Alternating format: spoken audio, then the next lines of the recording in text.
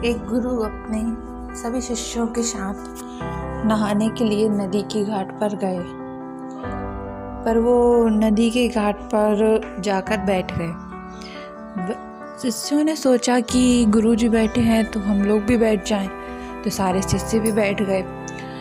सुबह से शाम हो गई। देखते देखते एक शिष्य के मन में सवाल आया कि गुरुजी हम इस तरह क्यों बैठे हैं, नहाया भी नहीं, सुबह से शाम हो गई और बस नदी की धारा को देख रहे हैं बैठकर। तो गुरु ने कहा कि मैं रुका हूँ इसलिए क्योंकि नहाने के लिए इसलिए रुका हूँ क्योंकि मैं सोच रहा हूँ जब तक नदी की धारा बंद नहीं होती जब तक मैं नहाऊंगा नहीं। तो उसी शिष्य ने बोला, पर ये गुरुजी, पर ये तो नामुमकिन है, ये तो नामुमकिन है, नदी की धारा कैसे बंद हो सकती है, वो तो निरंतर चलती जाती है, हमेशा चलती ही जाती है। तब गुरु ने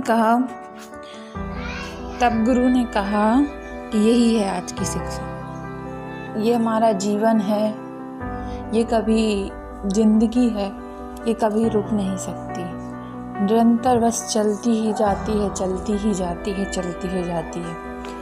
और हम नदी के जल की तरह हैं जो हमेशा बहते ही जाते हैं, बहते ही जाते हैं। अगर हम रुक गए तो जिंदगी रुक गई, यानी कि नदी की धारा रुक गई। जिस तरह नदी की धारा नहीं रुकती उसी तरह हमारा जीवन भी कभी नहीं रुकता। उसी नदी की तरह बहते ही जाना है, बहते ही जाना है, आगे बढ़ते ही जाना है। बुरा वक्त सबकी ज़िंदगी में आता है, बुरा वक्त सबकी ज़िंदगी में आता है, पर कोई बिखर जाता है और कोई निखर जाता है।